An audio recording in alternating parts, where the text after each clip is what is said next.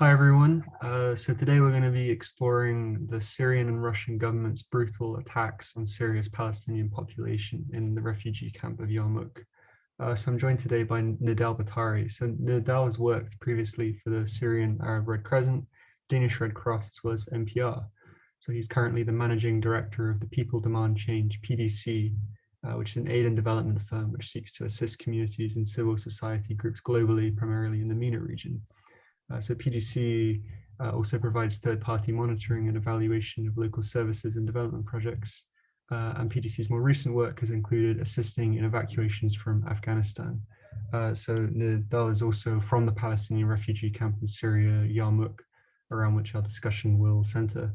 So thanks so much for joining me today. And to start off, I was wondering if you could just provide a little bit of background information, if you could just talk about what the history of Syria's relationship with Palestinians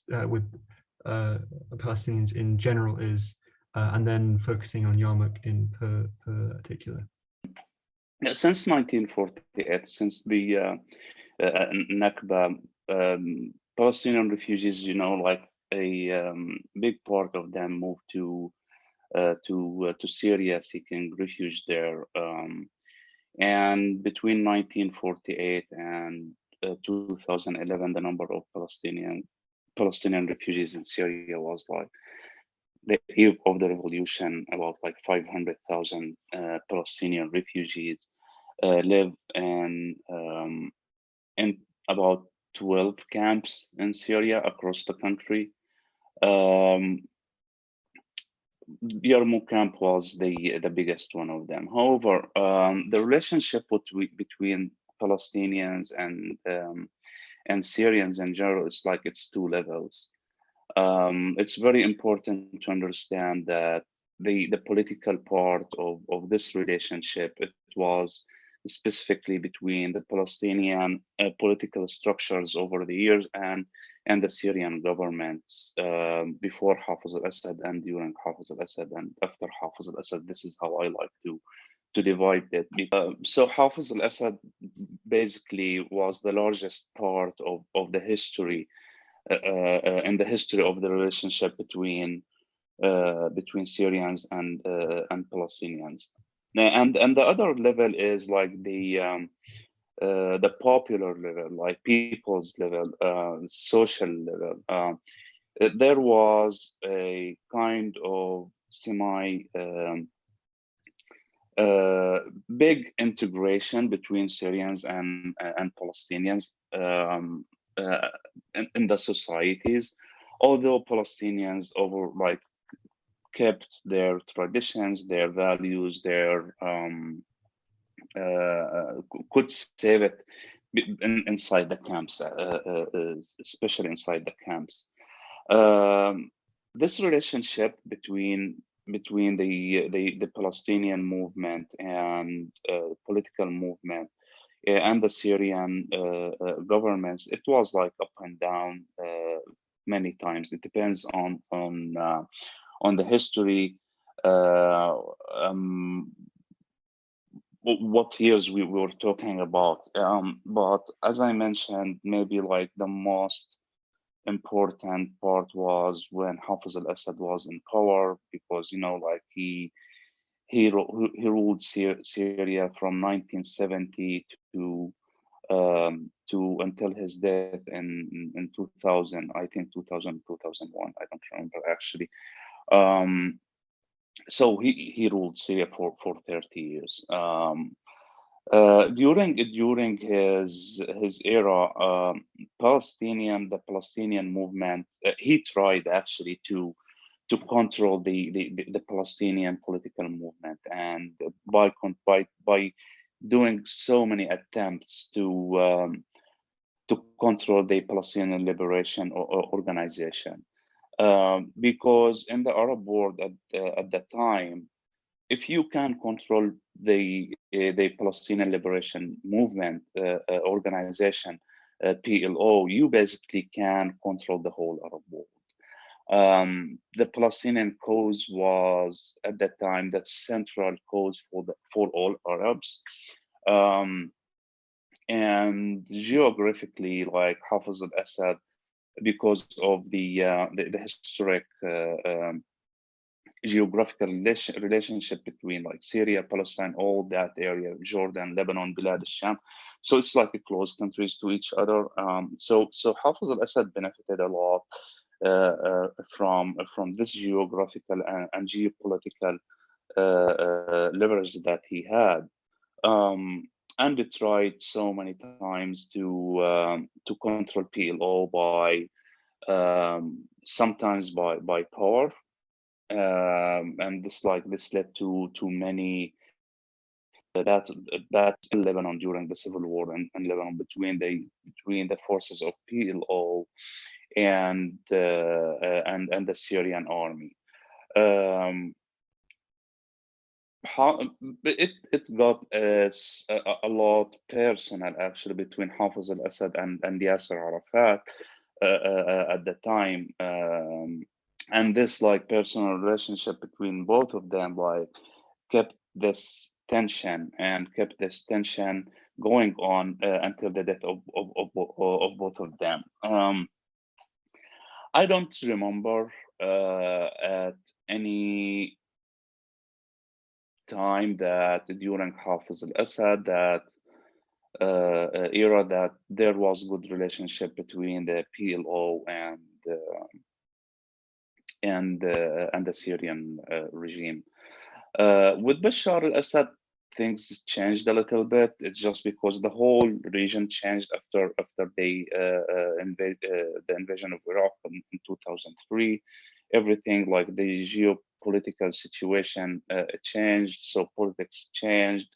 Yasser Arafat died, and then Abu Mazen came to power in Ramallah, and the relationship between the Syrian government or regime and the Palestinian authority, the Palestinian Authority changed. PLO is not in power anymore. Now we have the Palestinian Authority. So this relationship was kind of institutionalized through like two governments, especially recently in the last 10 years. And this relationship between the Syrian regime and the Palestinian Authority became like really strong during the war in Syria, during the revolution that turned into a war later. And it was strong to an extent that, and still strong actually, to an extent that I think there is like every week there is someone Ramallah is going to Damascus, like for intelligence, for peace talks. Basically, Abu Mazen used the Palestinian institutions to help the Syrian regime to survive, actually. And we have a lot of examples to give. Some of them, like they are known, some of them have not been published yet. But the Palestinian Authority, represented by Abu Mazen, helped Bashar al-Assad to launch communications between Bashar al-Assad and Obama's administration in 2012, for example, to avoid the scenario of attacking Syria by the United States by military after the chemical weapons attacks in Al-Ghouta in 2012. And then also, and this is like Abu Mazen, Mahmoud Abbas is very proud of this, and he says he talks about it all the time that Geneva II negotiations, like the documents or the points of the talking points of these negotiations were written in Ramallah. So it was dramatic change in the relationship between the Syrian regime and the Palestinian leadership, I would say, between like before after the death of Yasser Arafat, Abu Ammar, yeah, and the changes in the region, the political changes in the region. So now there is like politically there is a honeymoon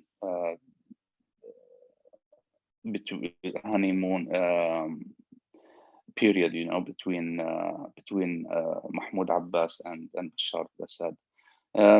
Unfortunately, this did not help at all the Syrian people in their struggle against the dictatorship and the tyranny of Bashar al Assad. Neither helped the Palestinian refugees who were somehow part of they took part in this struggle basically because they were suffering the same things that the Syrian people were suffering before the revolution. I don't know if I gave you like a summary about this relationship. Yeah, that's great. Thanks. So moving on to the present day, so I was wondering if you could explain what happened in Yarmouk during the early days of the Syrian Revolution in 2011.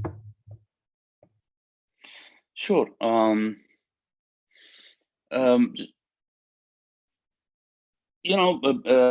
Yarmouk camp, just to give an idea about it, it's called camp, and people think that like this camp was like kind of tense, and including my daughter, like she was born here in the US, and when I tell her I was born in Yarmouk camp, so she imagines tense.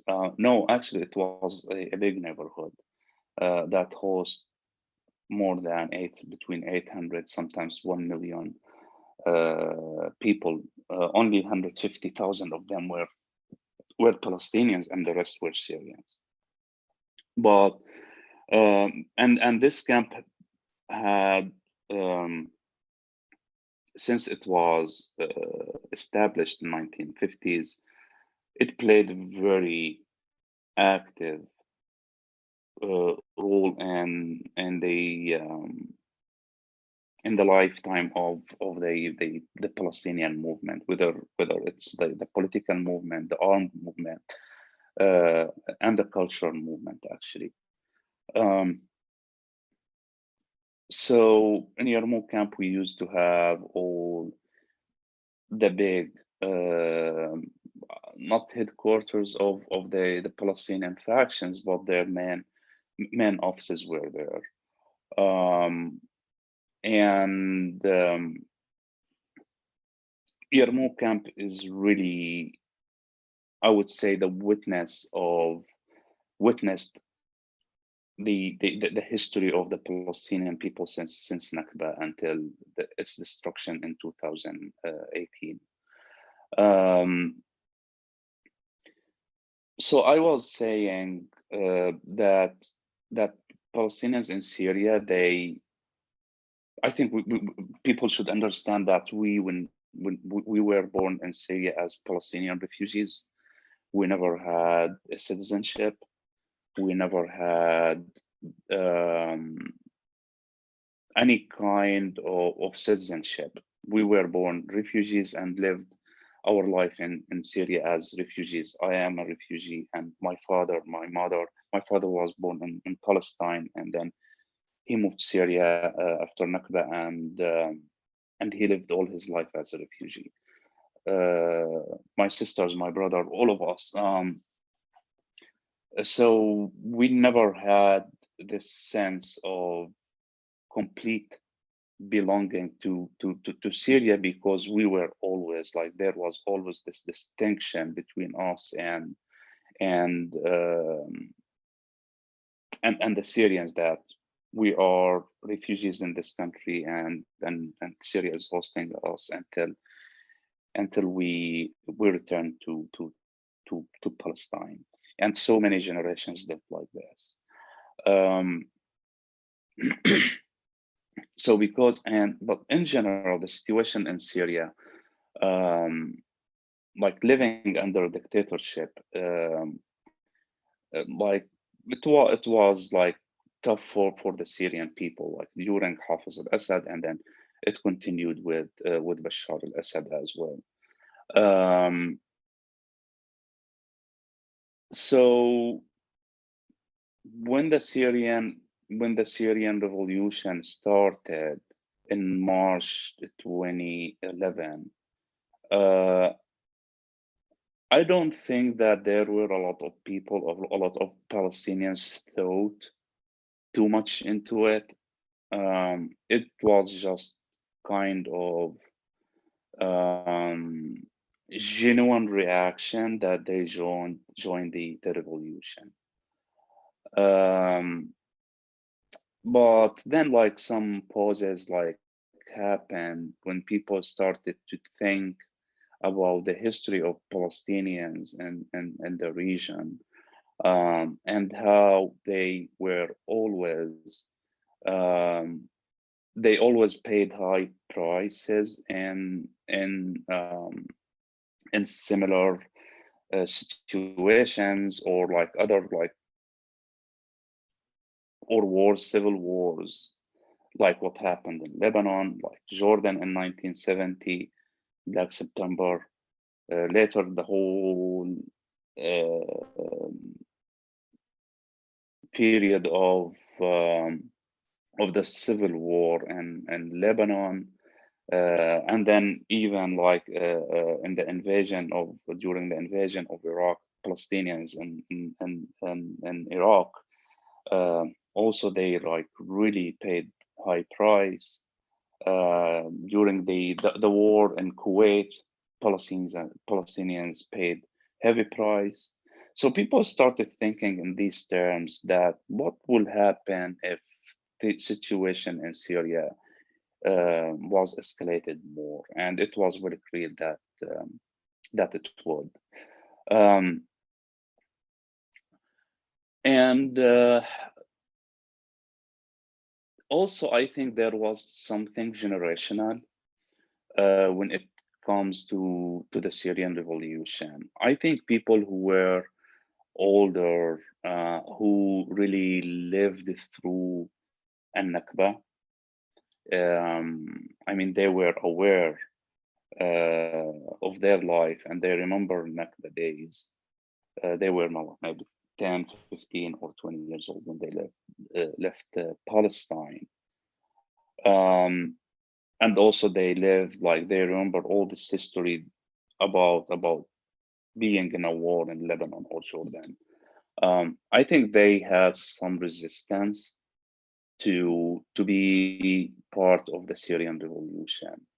Um, I think there was kind of fear, and it is legit. I mean, it is a legitimate concern that they had, um, because for them, um, they started their lives from the scratch. They built their career, they built their houses, their families, and I think they were aware that they might lose everything. And actually, this is what happened. Um, so people were divided, maybe like generations, yes, but there was a sense, like there was a common sense among all Palestinians, that, I mean, especially after what happened in Tunisia and Egypt, um, people had the momentum and the motivation to speak up finally, and especially for generation like those who were born in the 80s. Um, I think they had a lot to say, and there was no way that you can like really make them back up. Um, this was all over Syria, and it was the case also inside the Yarmouk camp. So this division about the Syrian revolution, the generational one, I mean, and the division later inside the Syrian society, it was the same in the Palestinian camps and across Syria in general. I see. Thanks for that explanation. So could you please discuss the events at the border when the things really sort of came to a head, Sure. the Yeah. nation of Yarmouk and the regime? Yeah. Um, you know, for us as Palestinians, um,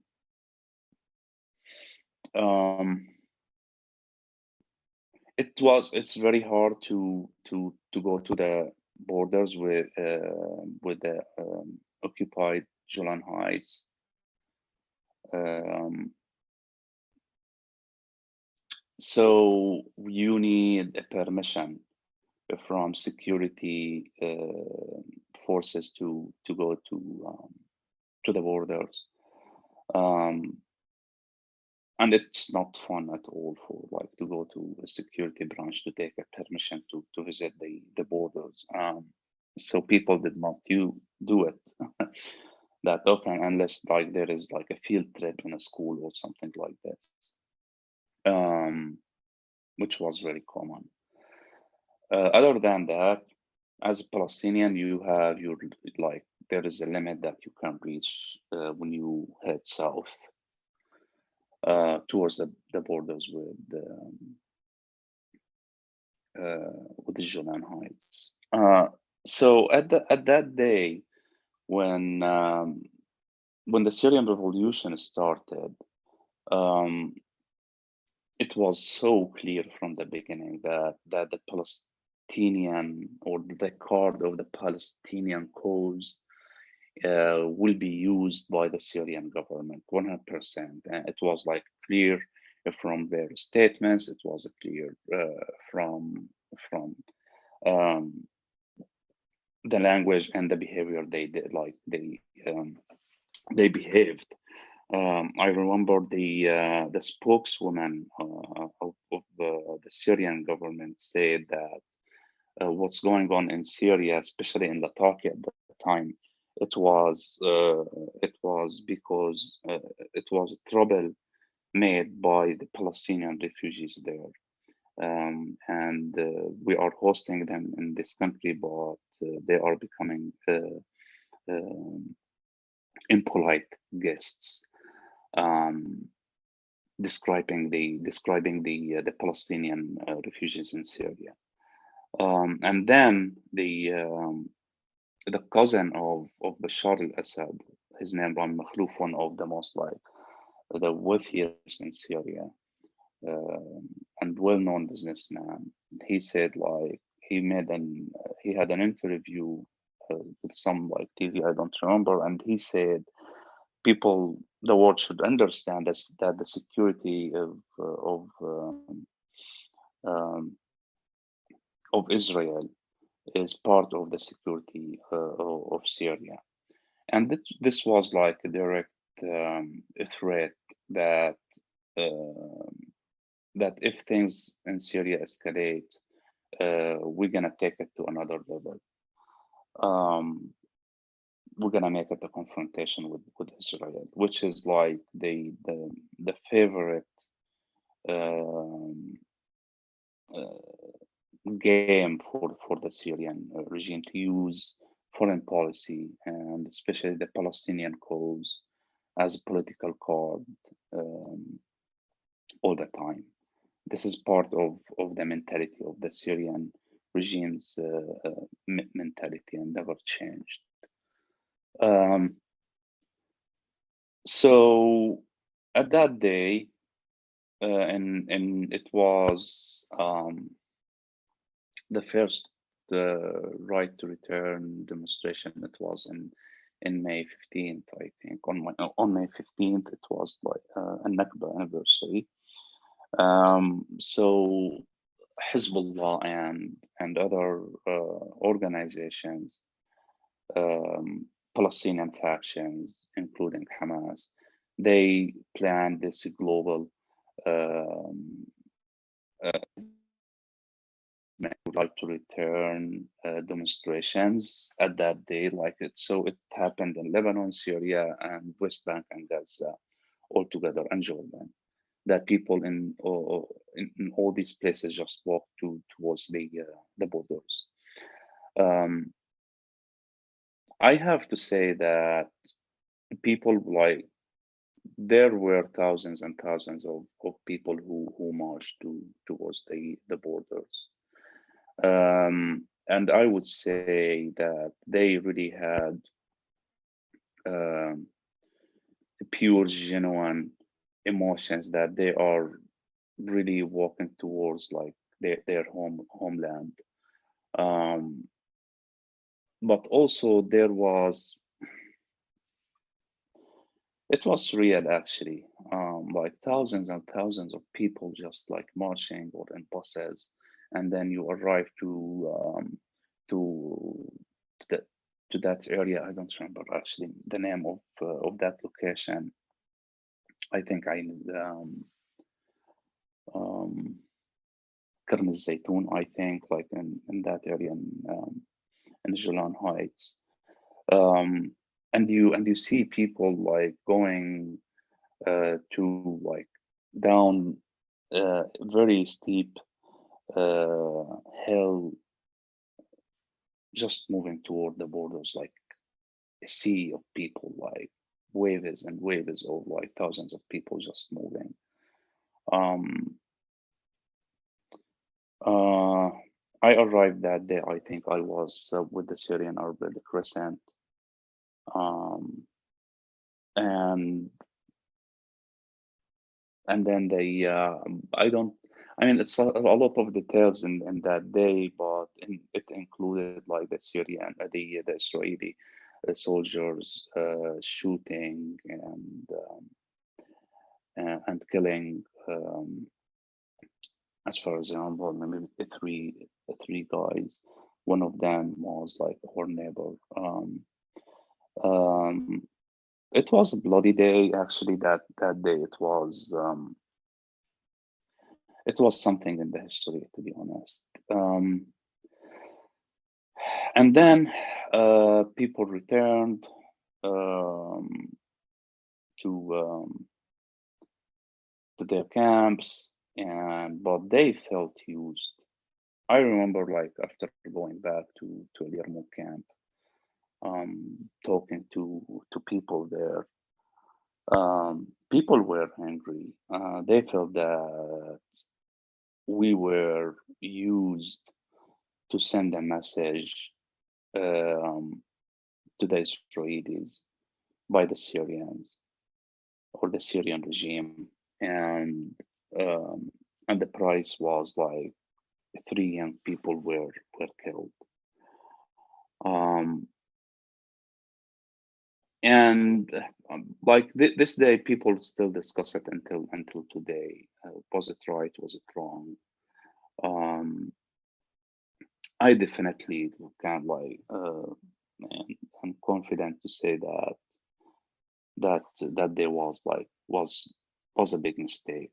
It should have not happened, but it happened because there was the Palestinian factions, Hezbollah, the Syrian government, and all the security branches. They worked so hard to make it work, and they did.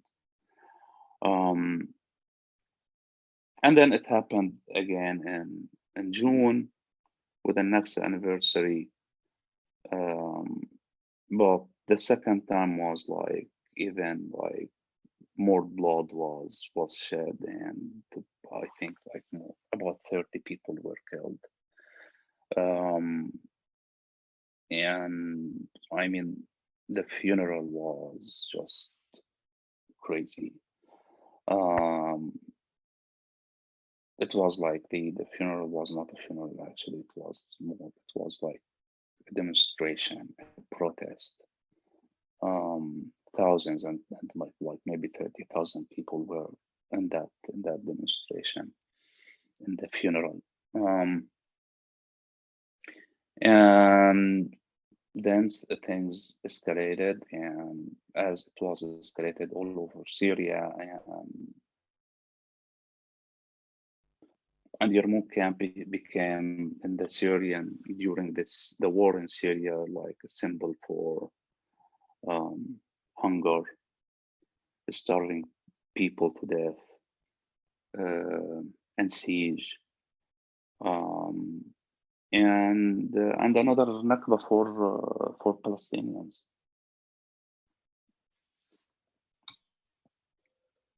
I see. Thank you so much for that ex explanation. So I was hoping now that we could talk about one of the key groups that is involved in the events that you've discussed. So that's the Popular Front for the Liberation of Palestine General Command, the PFLP. Command, yeah. Yeah. I was just wondering if you could discuss a little bit about who this group are and also why they decided to side with the regime against the population of Yarmouk. Yeah. I mean, the Palestinian factions actually, they do not. I don't know to what extent they represent Palestinians anymore. These factions, most of them, they became a gun for hire, by the Arab regimes in general, not only the Syrian one. And the worst of them is the Palestinian, the Popular Front for Liberating Palestine General Command, PGC. They are really the worst. I think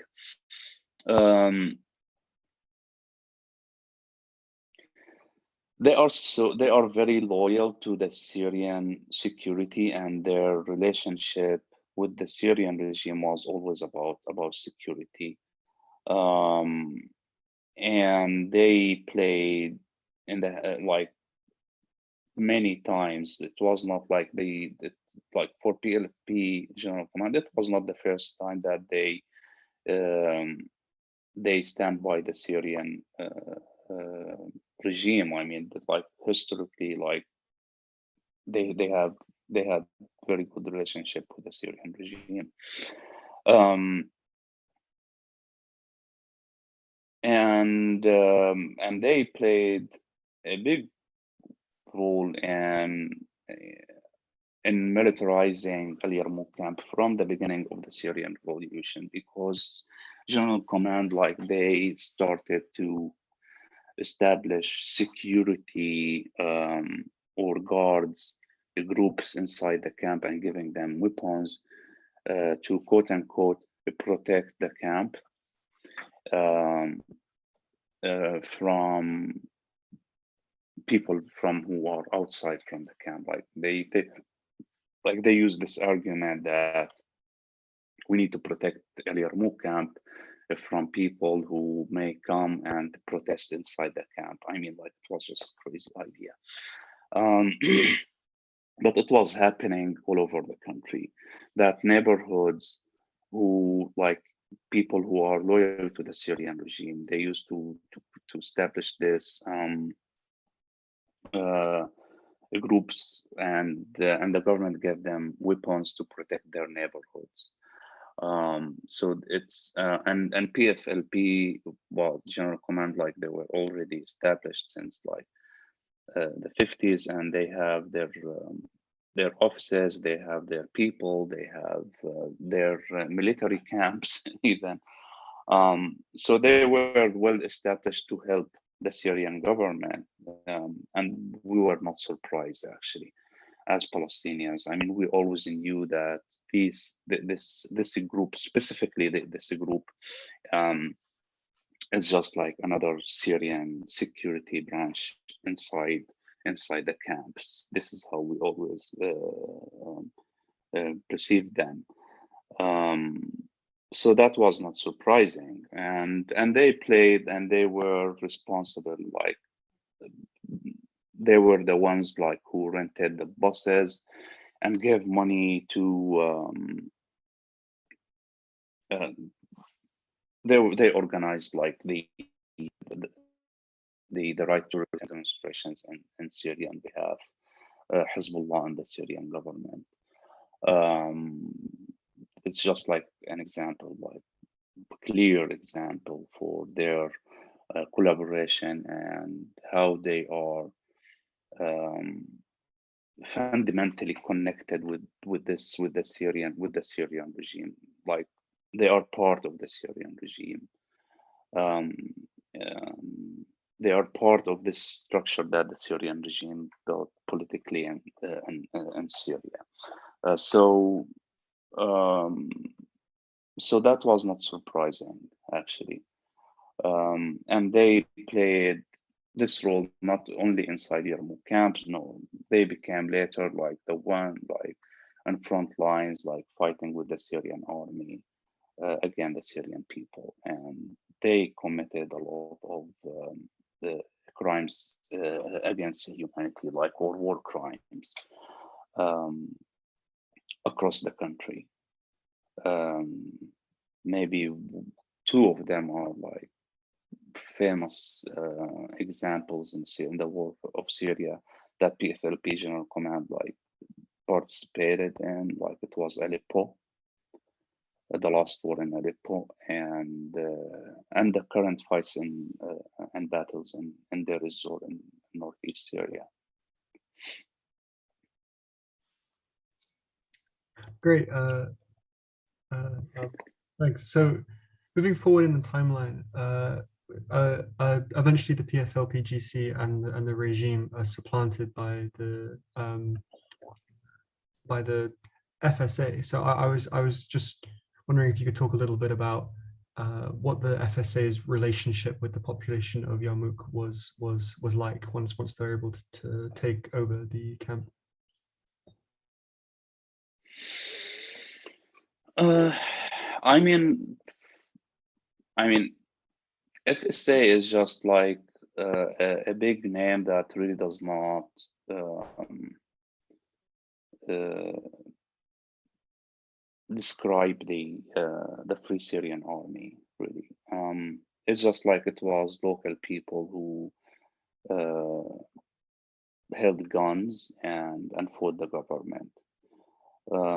It was not organized movement. It was not all of them. They were like former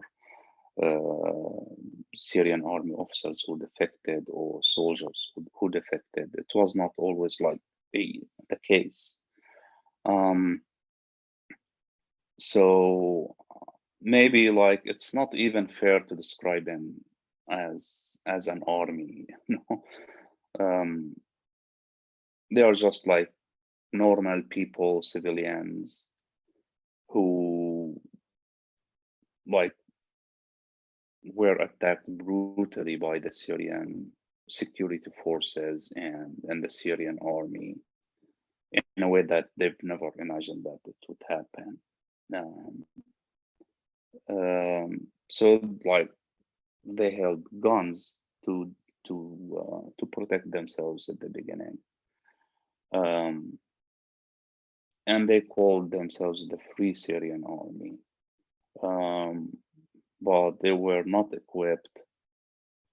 They did not have supplies.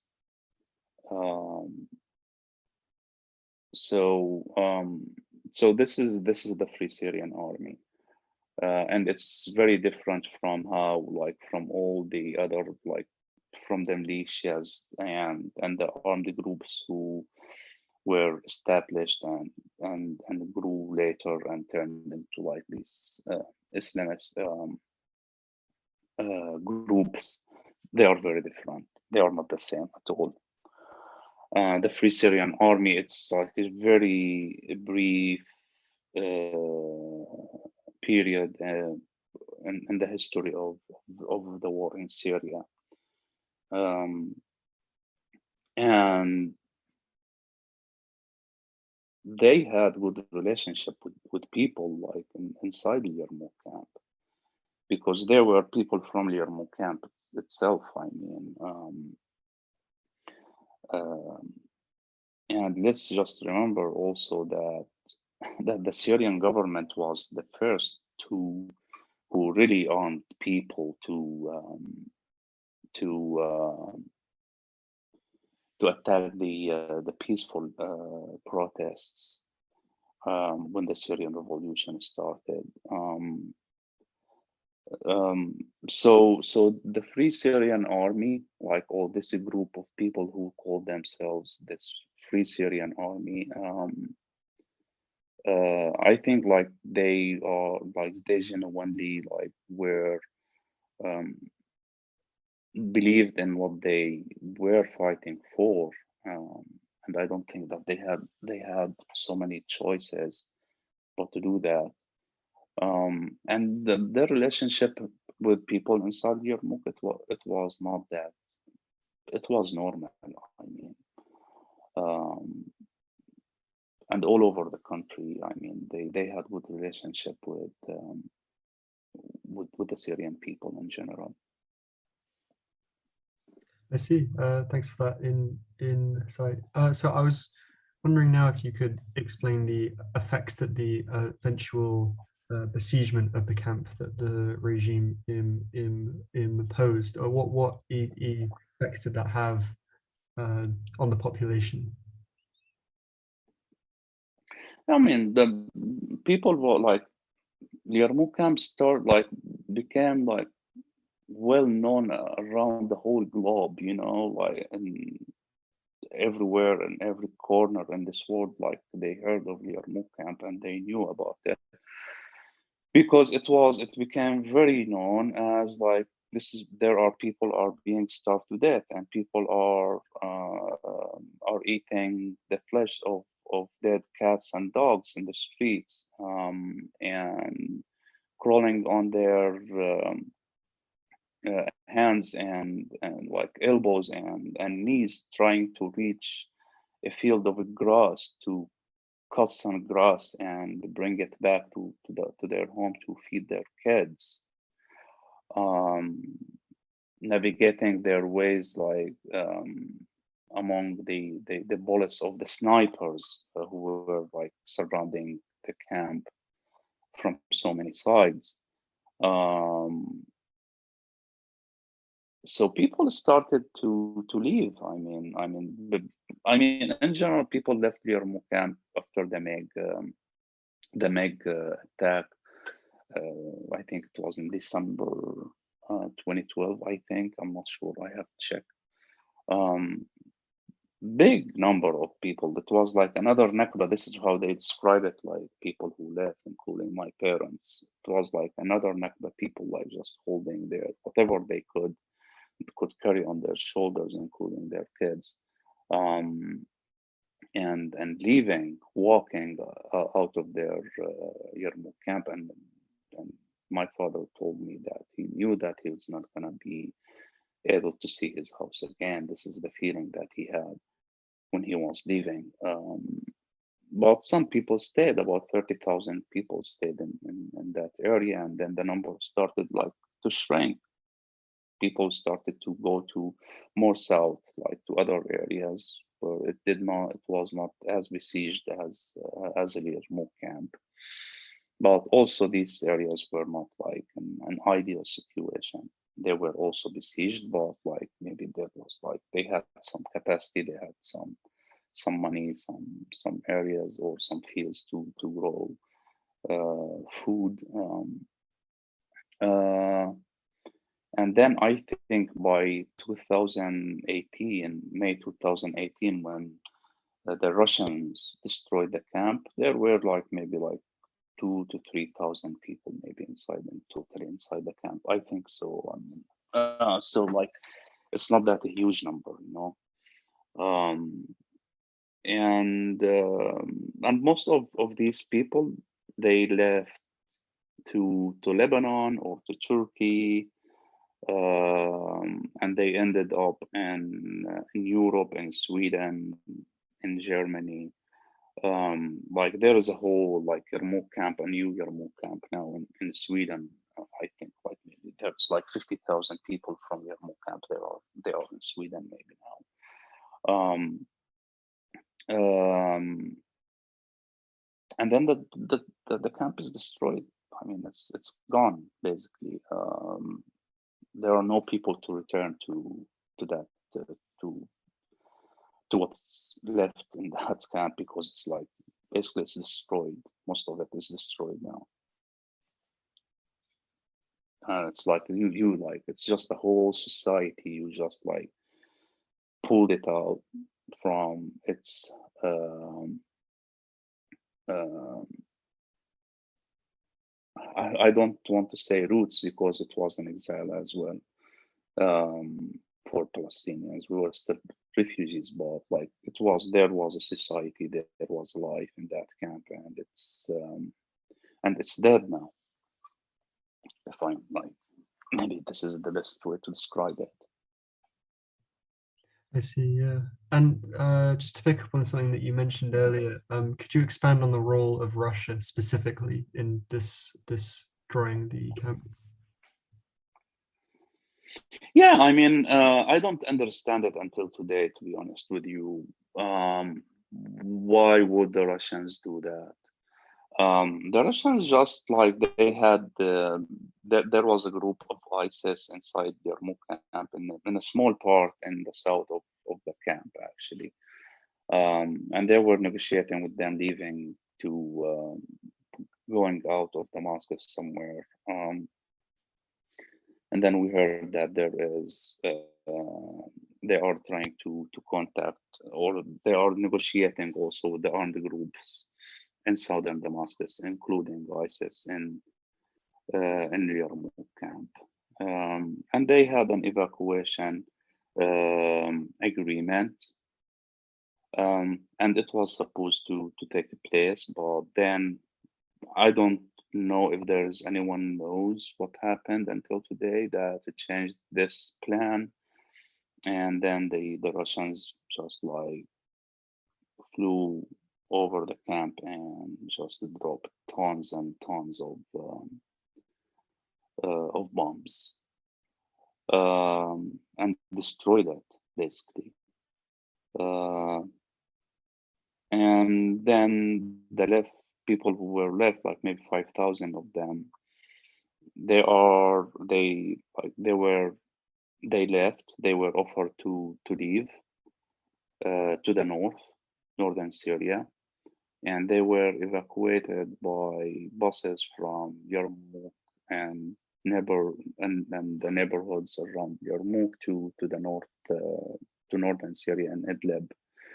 And they are still they are in tents in camps now in Idlib. So why would the Russians do that? I really don't know. I don't think that there are any answers. But what was also interesting is that Putin, he had an agreement with Netanyahu, who was the prime minister at the time of Israel, that they will help them to find the bodies of Israeli soldiers who were killed in the 80s in Lebanon, and then their bodies disappeared.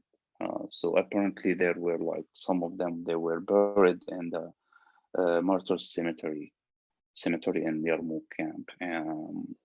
So so the Russians exhumed bodies of Palestine, like they opened the graves of in the cemetery, and they pulled out bodies and send it to Israel for DNA tests.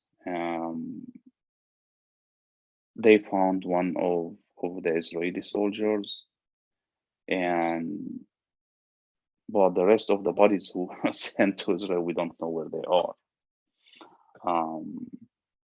So the Russians, they did not only destroy the Yarmouk camp and its houses and buildings and life, like they interrupted, they disturbed like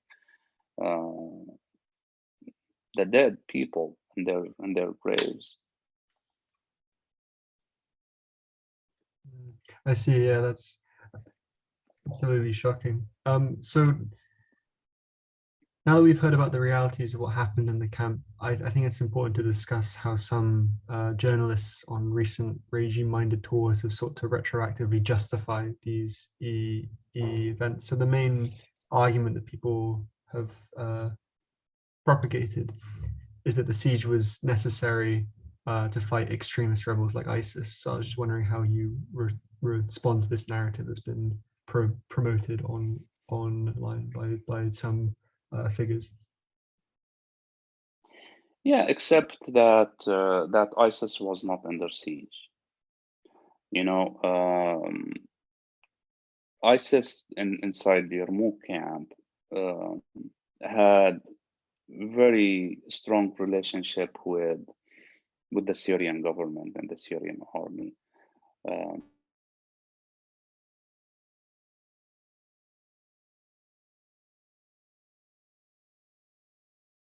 They used to go out of the camp to shop in Damascus city. ISIS soldiers and members, they were let out of the camp to be treated in the hospitals, and I can like namely Al Mahaini Hospital in Damascus.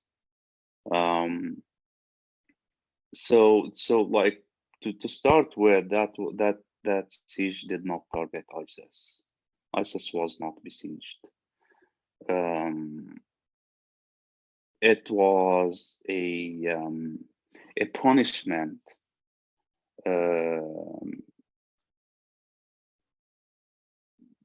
method that the Syrian regime used to punish people for protesting against against Bashar al Assad, against the government, against the regime. That this is the fact of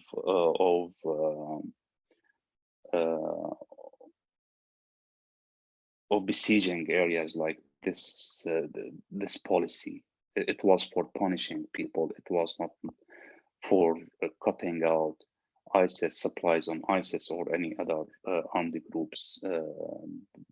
It was like completely the opposite. The armed groups, they were benefiting from this from the siege because like by money, and they turned into basically like warlords because of this. So this targeted the civilians. It did not target the armed groups. It did not target ISIS. It's just like another way to that some people who really do not have, or journalists or historians who do not have the ethics and the morals to and to see clearly what happened in Syria. And I don't know that these people will not change. You know, like these are the counter argument of revolution.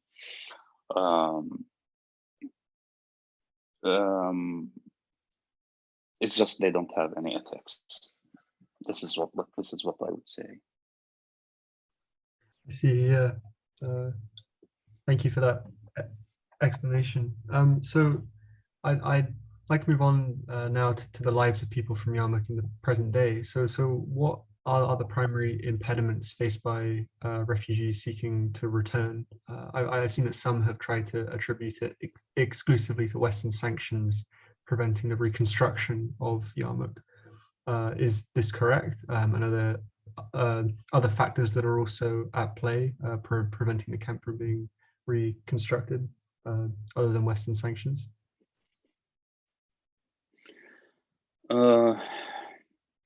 Well, the sanctions, like I'm against sanctions in general. I think it's a failed policy that impacts people more than it impacts the governments in general. And these sanctions in Syria are the same now, like there. It's not hurting the Syrian regime at all. It's hurting the Syrian people in general. So um, and like the constructions in Syria, like it's including Yarmouk camp. It's like, of course, like the sanctions like would um, interrupt this the rebuilding Syria in general. And Yarmouk camp is a small part. It's only 2 kilometers square, like in this whole country. But no, for Yarmouk camp, there are other reasons. I mean, sanctions may be one of them, but also it turned now Yarmouk because it's all destroyed. So it's kind of a real estate competition between merchants inside and outside the country who want to benefit from rebuilding Syria and rebuilding this part of Damascus in general, and they are competing to get the contracts. I think the Emiratis will play big. They will have like long hand in rebuilding that area in Damascus, because there are so many Syrians and Palestinians in the United Arab Emirates who like from that area, and they have been living there in UAE for all their life, and they built like wealth, and they became businessmen who are interested in investing in rebuilding this part of Damascus, including Yarmouk camp. But in general, I mean, Yarmouk camp it's not like something. It's not an exemption, you know, like it's going to be rebuilt when Syria, like and all of Syria starts to rebuild itself. Um, so yeah, sanctions is the reason, yes, but it's still a war. Like Syria is not stable yet. Who's going to rebuild the country? This country does not have like the population shrunk from like 23 million to, I don't know, like now maybe like 12 or 13 million. The gender balance in Syria is completely like destroyed, like between like males and females, percentage, age categories. I mean, this country is like we haven't spoken yet also about all the skilled people and who left the country. It's very hard to find a doctor today in Syria. So this country is empty of skills now. People left, like they're in Europe and they're refugees in camps in Istanbul or in the Zaatari or in Jordan or in Lebanon. So there are so many reasons why Syria is very hard to be rebuilt now, other than the sanctions, honestly. I see. Thanks. So I have three more questions, but I'm conscious of not taking up too much of your time. So how much would No that? problem. Oh, So, I mean, until like we can talk like other like 15-20 minutes if you want. okay, great. All right. So I think just to conclude, that I have two sort of broader questions to think about in light of everything that we've discussed. So, first of all, one major narrative that the Assad regime and its supporters have promoted is that Assad is an anti-imperialist committed to challenging Israel. But I think, as our discussion has shown, this is not quite accurate. So I was just wondering if you could discuss the reality of the Syrian government's relationship with Israel and how it contrasts with the narrative that the government presents to a international and domestic audience.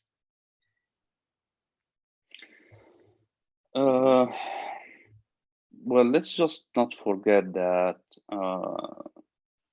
that the Syrian government was very close, this close to sign a peace agreement with Israel before the Syrian revolution. Yeah. The negotiations, those like it started with Hafiz al Assad and then continued with Bashar al Assad. In 2000, starting especially in 2008.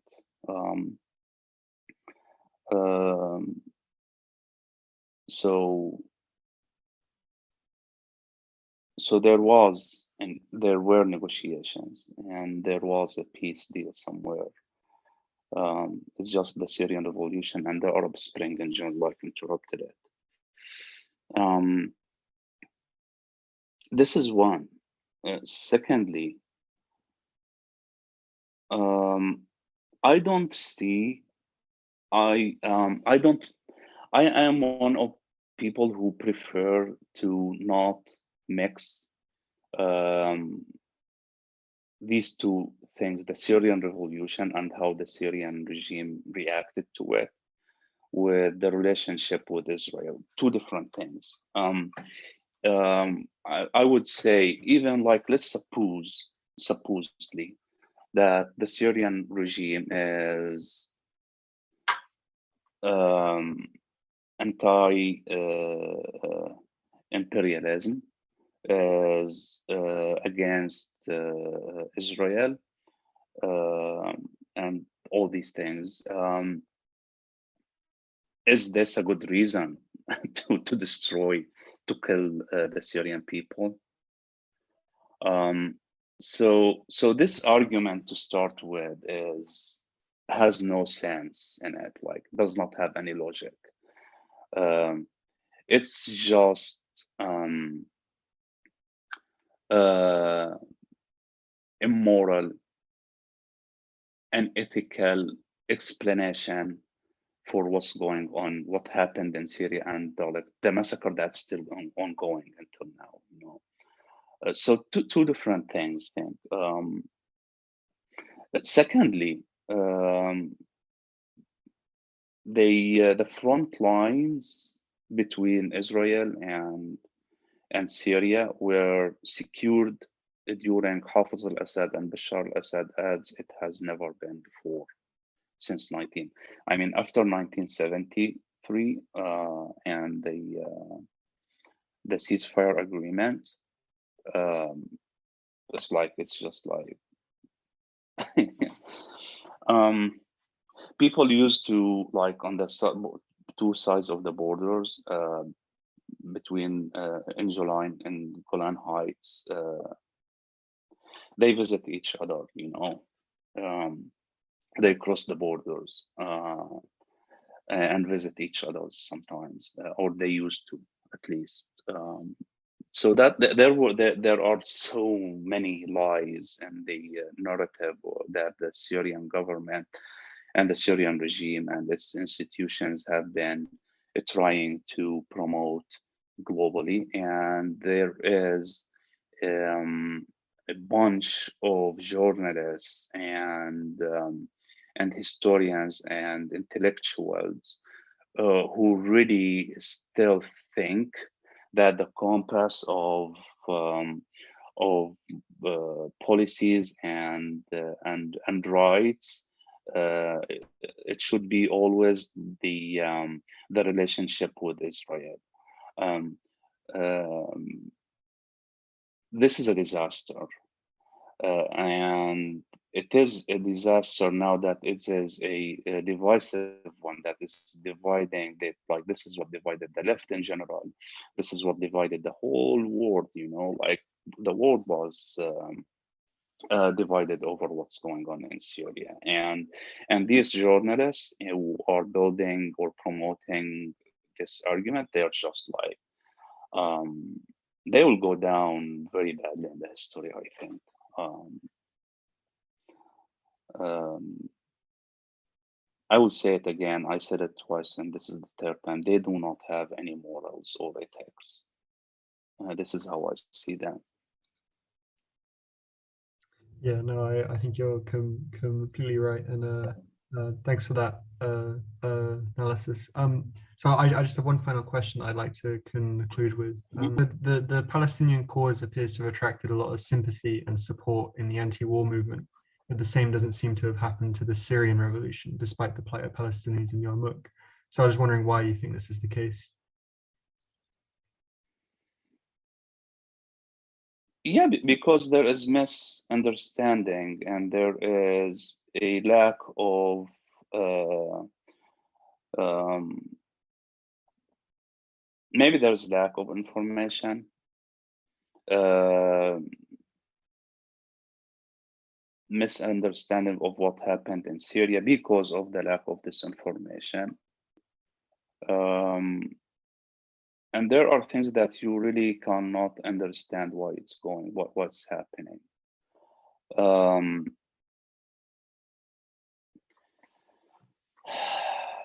I would say that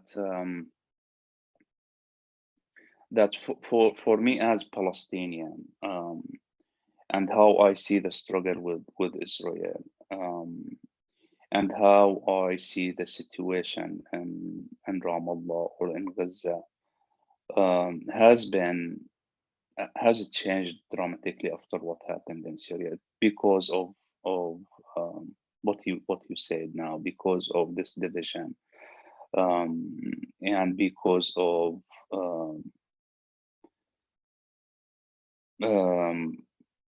how a lot, not only like you could understand some people like in the West, whether in the left, I mean, or somewhere else, like they do not understand what happened in Syria. They do not understand the context of the revolution or and the struggle in Syria.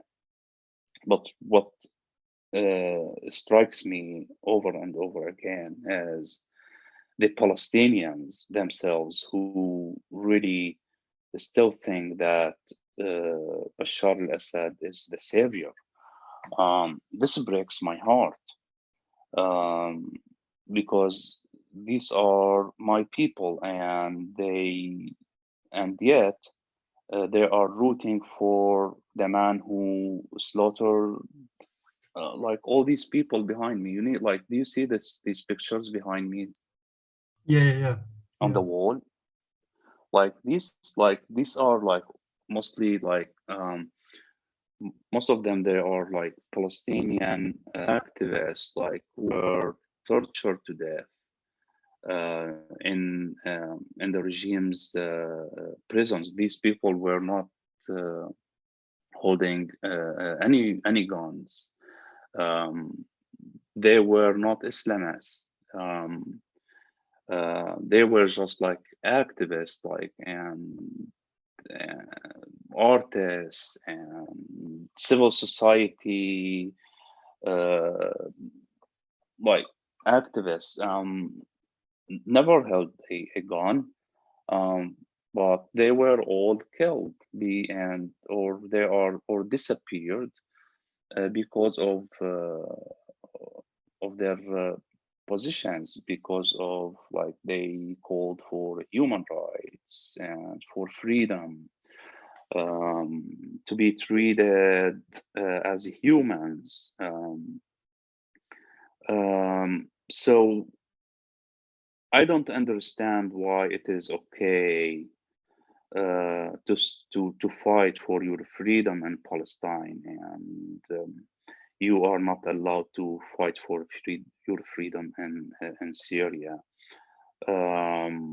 At the end of the day, um, the the Israeli uh, if that is like bombing Gaza, the bombs there are not like worse than the bombs in Syria. Like the bombs, they do not differentiate when when you launch them. They just like kill, and there is not a good killing and a bad killing.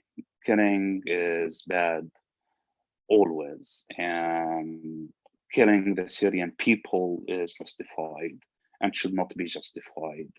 And using Palestine as an example or as a compass to justify what's going in Syria is a disaster.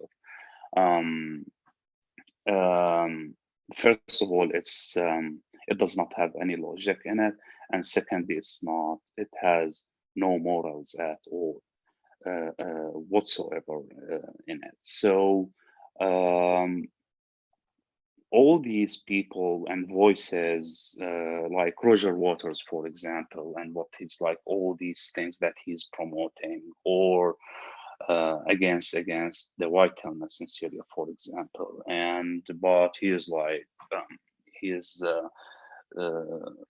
he supports um, the Palestinian people in their struggle.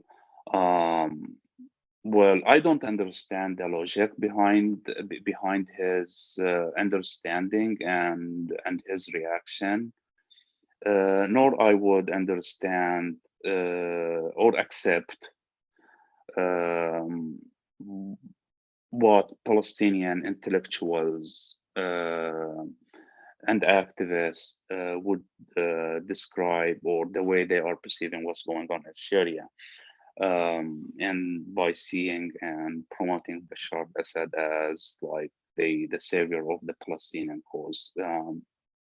This is a total BS.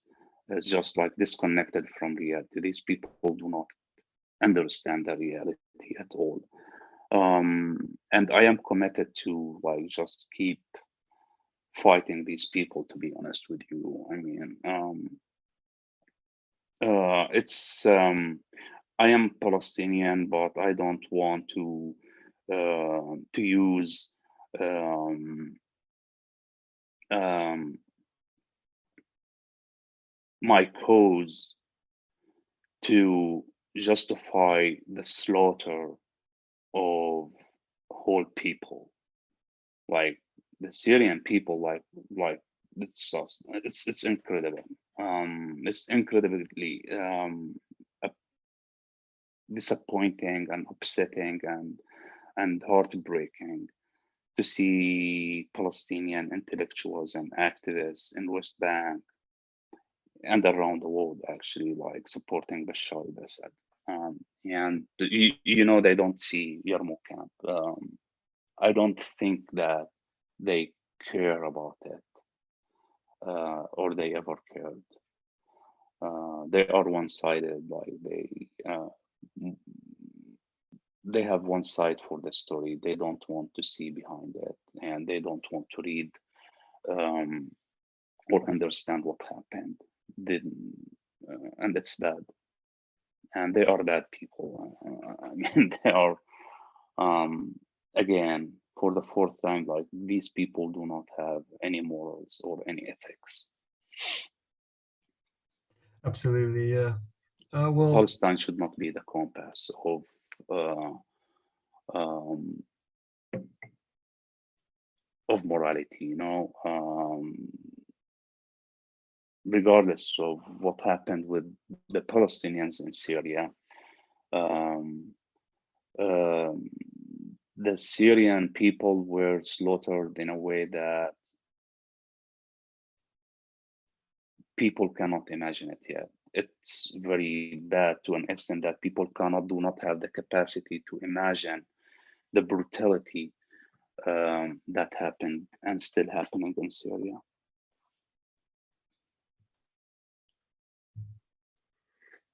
Absolutely, yeah. That's very insightful. Thank you so much for talking to me today. It's been great hearing your analysis and firsthand experience of a very important and I think perhaps undercovered subject. So I think I'm going to conclude our conversation here. Thanks again for joining me, and I hope you have a great rest of your day. Thank you so much for having me, and good luck.